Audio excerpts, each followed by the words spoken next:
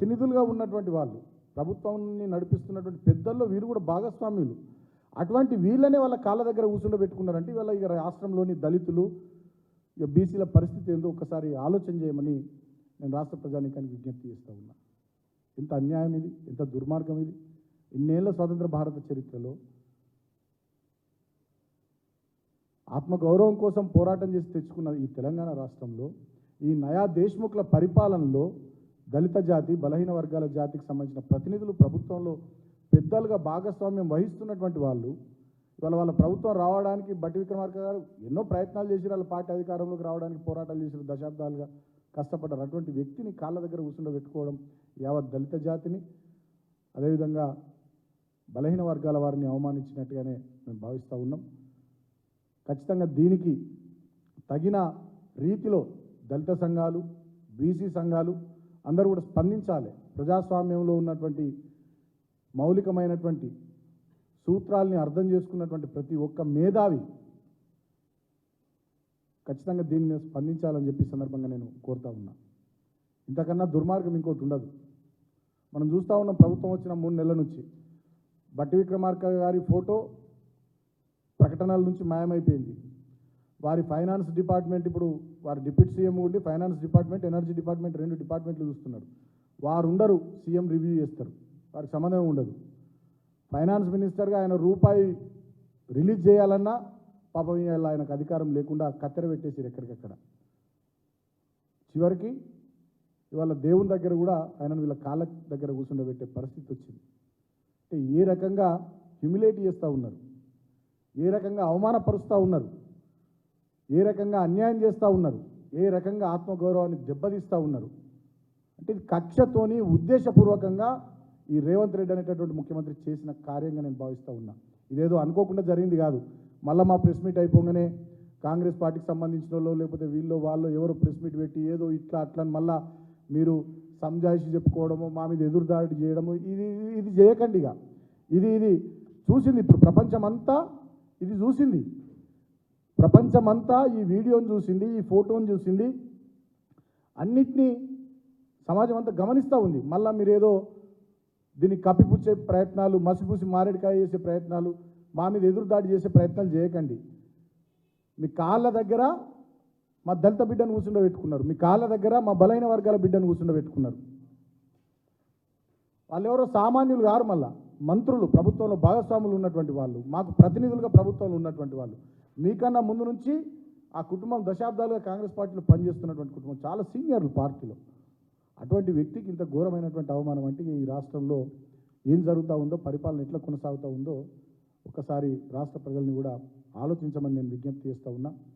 బేషరతుగా ముఖ్యమంత్రి వెంటనే తక్షణమే ఈ జరిగిన సంఘటనకు బాధ్యత వహించి బేషరతుగా ఈ నయా దేశ్ముఖ్, రేవంత్ రెడ్డి తక్షణమే దళిత జాతికి, బహుజన జాతికి క్షమాపణ చెప్పాలని నేను డిమాండ్ చేస్తూ ఉన్నా. దళిత సంఘాలు, బీసీ సంఘాలు, మేధావులు అందరూ కూడా దీని మీద స్పందించాలని కూడా నేను కోరుతా ఉన్నా.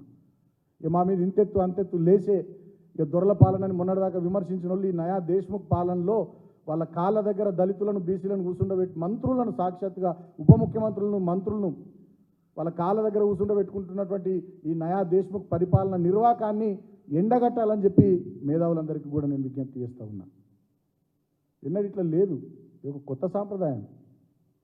అంటే 75 ఏళ్ల స్వాతంత్ర భారత చరిత్రలో ఎన్ని పోరాటాలు జరిగినా, ఎన్ని పెను మార్పులు చోటు చేసుకున్నా, ఇక ఈ నయా దేశ్ముఖ్ల రక్తంలో అది ఉంది కాబట్టి మీరు గట్లనే ఉండాలి. ఇక మీరు దళితులు అంటే గింతే, మీరు బీసీలు అంటే గింతే. ఆయన అన్నాడు కదా రేవంత్ రెడ్డి గతంలో ఒక కుల సంఘం మీటింగ్లో పాల్గొని, మేమే పరిపాలన చేయాలి, మేము పాలించేటోళ్ళమని మాట్లాడిను రేవంత్ రెడ్డి గతంలో. మీరంతా ఎస్సీలు, బీసీలు పాలించబడేటోళ్ళు, పాలించేటోళ్ళం మేము దేశ్ముఖ్లము అని చెప్పి గతంలో మాట్లాడింది రేవంత్ రెడ్డి.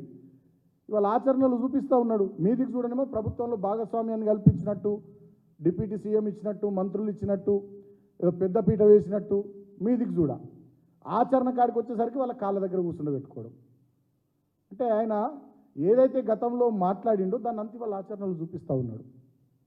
ఆయన నైజం నేను గతంలోనే చెప్పిన, విష్ణూరు రామచంద్రారెడ్డి, ఎర్రపాడు ప్రతాప్ రెడ్డి, ఆ దేశ్ముఖ్ల కోవలోనే ఈ నయా దేశ్ముఖ్ రేవంత్ రెడ్డి ఆలోచన, ఆచరణ, ఆయన నైజం, ఆయన పద్ధతి, ఆయన వ్యక్తిత్వం, ఆయన వ్యవహార శైలి అన్నీ అలాగే ఉన్నాయి.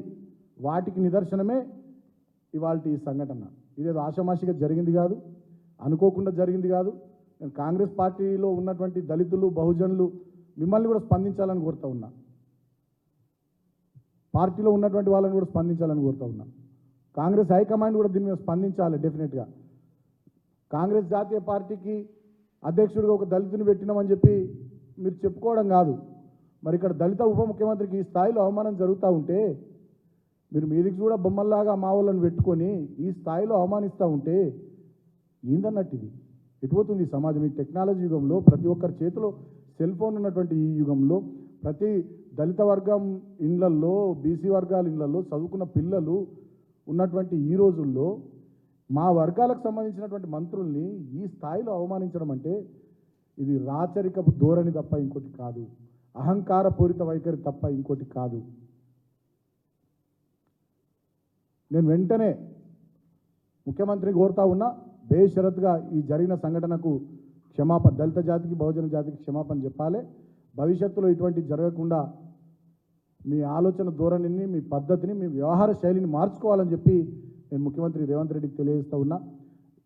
ఇవాళ బాధతో మాట్లాడుతూ ఉన్నాం. మేము ఏదో మాట్లాడడానికి నేను మాట్లాడట్లేదు. దళిత వర్గాలకు చెందినటువంటి బిడ్డగా మా రక్తంలో అంబేద్కర్ ఉన్నాడు, మా రక్తంలో అంబేద్కర్ ఉన్నాడు. ఈ దేశం 75 సంవత్సరాల భారతదేశం ఇట్లా ఒక్కటిగా ఉండడానికి, ఇంత గొప్పగా ఎదగడానికి ఉత్పత్తి కులాల, శ్రామిక కులాల మాకు కష్టం ఉంది. అటువంటి మా కష్టజీవులు, శ్రమైక జీవనాన్ని కొనసాగించినటువంటి మా వర్గాలకు సంబంధించినటువంటి బిడ్డల్ని ప్రభుత్వంలో పెద్దలుగా చూసి, సరే పార్టీ ఏదైనా కావచ్చు, మా వాళ్ళు మంచి స్థానంలో ఉన్నారని సంతోషపడతాం ఈ వర్గాలకు సంబంధించినటువంటి బిడ్డలం. అటువంటిది మా వాళ్ళని ఇంత ఘోరంగా అవమానిస్తూ ఉంటే ఇది ఎట్టి పరిస్థితుల్లో మంచి సాంప్రదాయం కాదు. నేను కాంగ్రెస్ పార్టీలో ఉన్నటువంటి ఎస్సీబీసీ నాయకులకు విజ్ఞప్తి చేస్తూ ఉన్నా.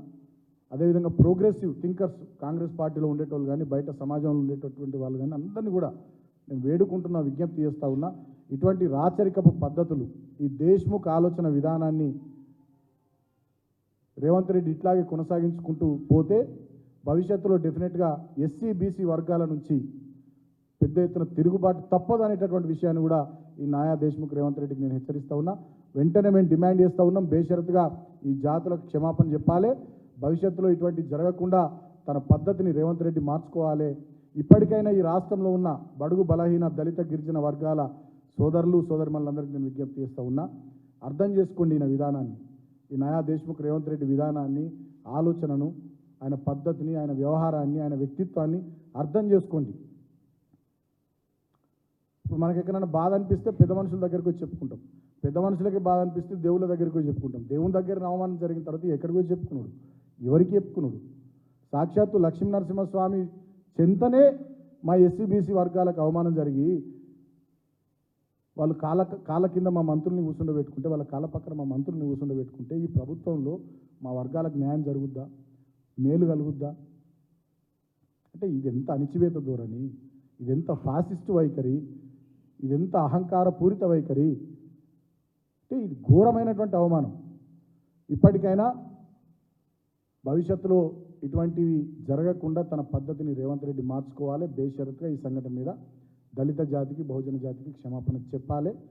ఇక దీని మీద మేము ప్రెస్ మీట్ మాట్లాడినామని, సోషల్ మీడియాలో ఇంకోటి స్పందించిరని మళ్ళీ ఎదురుదాడి చేయడము, ఏదో మసుబూసి మారేడుకాయ చేయడము, వాళ్ళతో వీళ్ళతో మాట్లాడియడము, ఇక అవ్వద్దు. మళ్ళా జరిగింది సంఘటన, ప్రపంచం అంతా చూసింది, ఇట్లెక్కడ జరగదు. నాకు తెలిసి భారతదేశ చరిత్రలో ఇది మొట్టమొదటిసారి అనుకుంటున్నా, నాకు తెలిసి భారతదేశ చరిత్రలో ఇది మొట్టమొదటిసారి అనుకుంటున్నా నాకు తెలిసి. ఒక ఉప ముఖ్యమంత్రి, ఆయన మంత్రివర్గంలో 2 మంత్రులు, ఒకే సామాజిక వర్గానికి సంబంధించినటువంటి వాళ్ళు, ఒక దళిత బిడ్డను, ఒక బహుజన బిడ్డను వాళ్ళ కాళ్ళ పక్క కూర్చుండబెట్టుకోవడం, వాళ్ళ కాళ్ళ కింద కూర్చుండబెట్టుకోవడం, వీళ్ళు పైన కూర్చోవడం, ఇది బహుశా దేశ చరిత్రలో మొట్టమొదటిసారి అనుకుంటున్నా. ఇది చాలా పెద్ద అట్రాసిటీ, ఇది చాలా దుర్మార్గం. ఇది నేను ఆవేదనతో, బాధతో చెప్తా ఉన్నా, కోరుతా ఉన్నా. ప్రతి ఒక్క మేధావి, అదేవిధంగా దళిత సంఘాలు, బీసీ సంఘాలు అందరూ కూడా స్పందించాలి. ఈ ముఖ్యమంత్రి ఫ్యూడల్ ఆలోచన విధానాన్ని, ఫాసిస్టు ధోరణిని, ఆయన వ్యక్తిత్వాన్ని, ఆయన నయా దేశ్ముఖ్ ఆలోచన సరళిని తెలంగాణ సమాజం కూడా గమనించాలి, అర్థం చేసుకోవాలని చెప్పి సందర్భంగా నేను విజ్ఞప్తి చేస్తాను. Thank you.